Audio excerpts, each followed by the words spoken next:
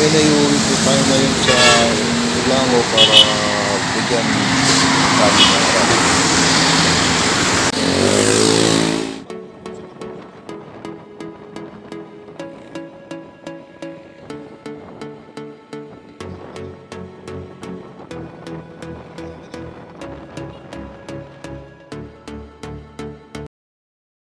So yan guys, nakarating na tayo sa tindahan ng pagkain ng rabbit. So yan, maraming customers si kuya. So hintay-hintay lang tayo. O bibili tayo ng 25 kilos na pagkain ng rabbit. O sige lang, hintay lang. Maraming customer lagi si kuya kasi mura dito.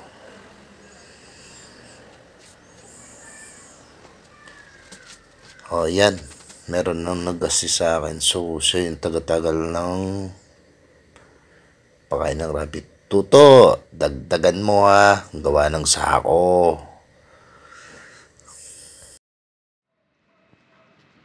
So, yun guys. Nakabili na tayo ng 25 kilos na pagkain ng rabbit. So, kalating sako yan. Dadalhin natin yan sa ating maliit na rabbitan. So, tutok lang. Biyahe tayo. So yun, after natin makabili ng pakain sa rabbit, go na tayo. So bibiyahe tayo ng kulang-kulang kalahating oras. So ingat lang sa pagdadrive. Meron ako nakasalubong dito na nagbabait na bata, so kaunti na siya mahagip ng kotse.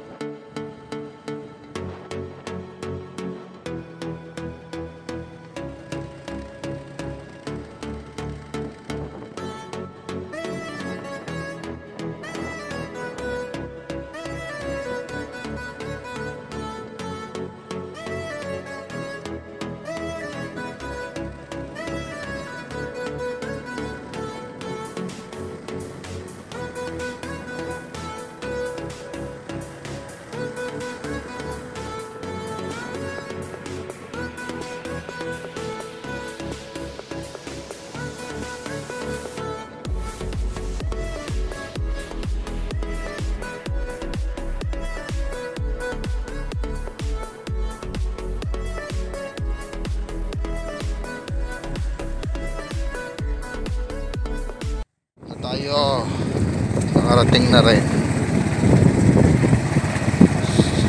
Barangay Ilango, Alagpanos.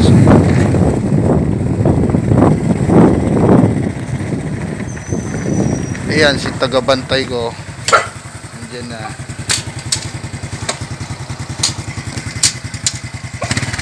Nandito na tayo sa ating rabbitan. So bakit nga ba tayo nandito? So, kailangan nating i-check yung rabbit. Tingnan yung mga pakain niya kung okay siya. Maglinis. At bigyan mga pagkain damo pa. So, monitor din natin yung tubig nila kung okay pa sila. So, tutok. Tingnan nyo kung paano ko gawin yung mga yan, bagay na yan. Maglinis, mag-check ng pagkain ng tubig. At bigyan sila ng pagkain na nasa palibot lamang.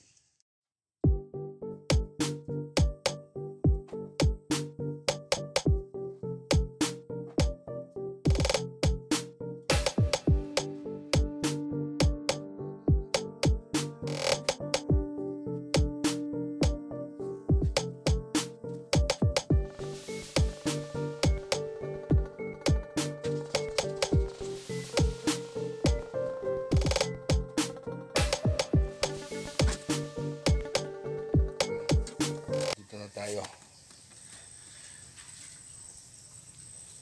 gagawin natin, maglilinis, check.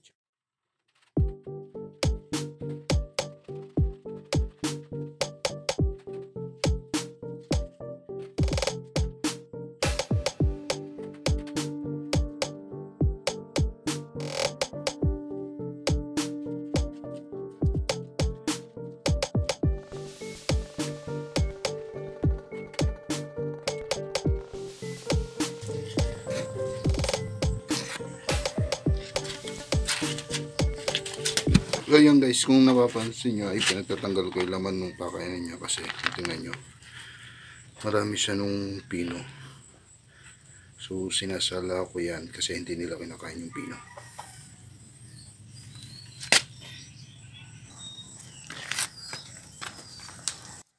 Ayan guys, okay na siya.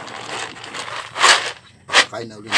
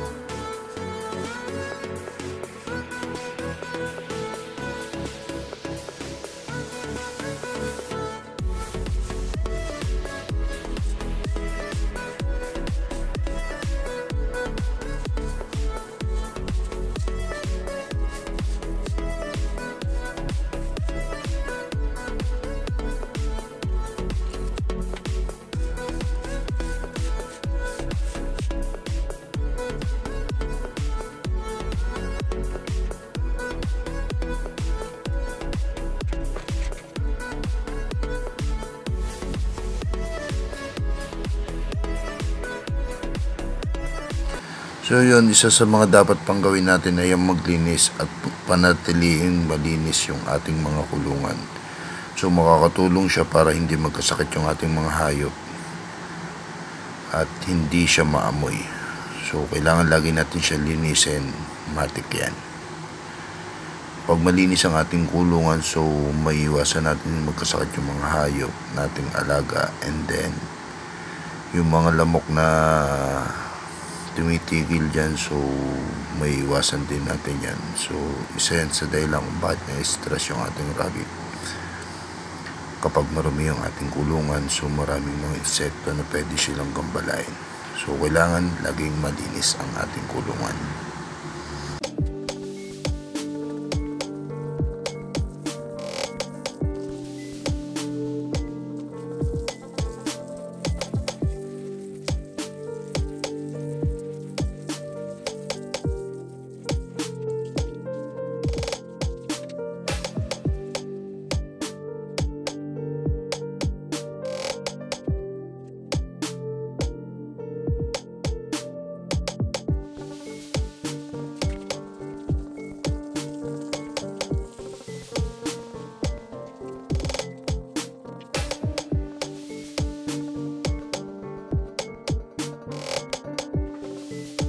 Yun naman mga guys ay mangunguha tayo ng pagkain ng rabbit na damo.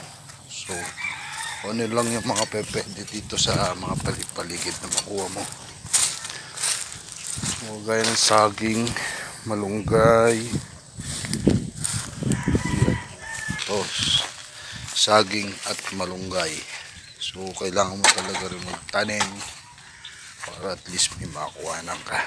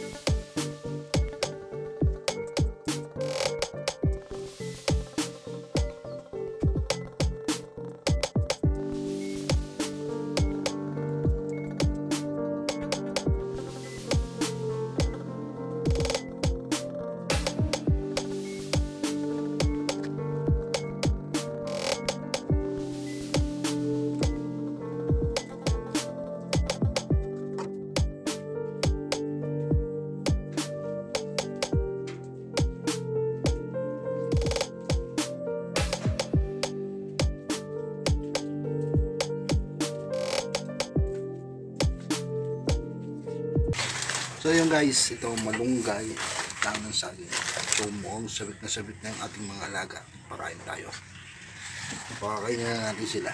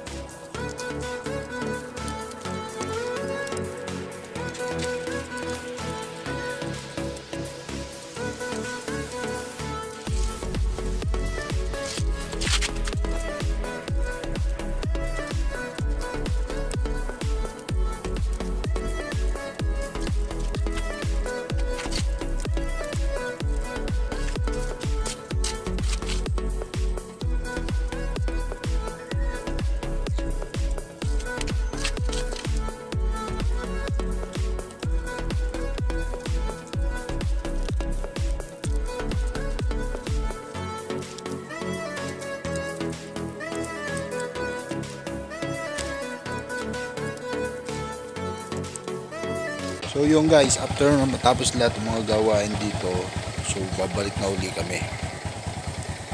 Trip na uli, biyahe na uli, pabalik ng Santo Tomas. So what's lang.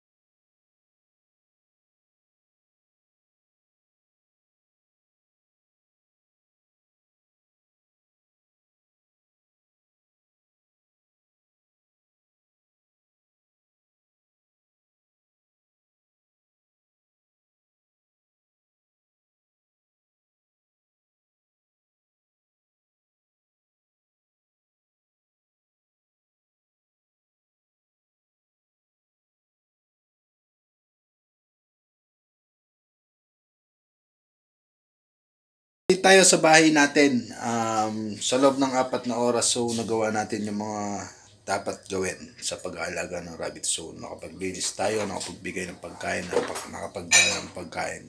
So sa nga po pala, huwag niyo pong kalimutan mag-like, share, and subscribe. Tuloy lang po ang panonood para maging updated po kayo sa video. So bye bye.